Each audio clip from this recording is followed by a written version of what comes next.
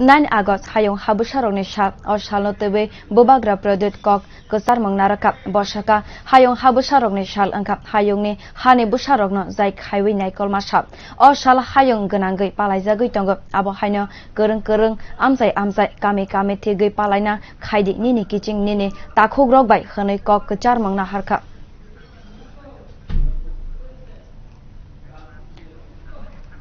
9th of August world indigenous day. World indigenous day पहले त्रिपुरा में बहुत कम तरीके से मनाया जाता था, लेकिन मैं चाहता हूं कि ये जो वर्ड है वर्ल्ड इंडिजिनस डे पूरे दुनिया में हानि बिसा भूमिपुत्र को आदर करता है और इस दिन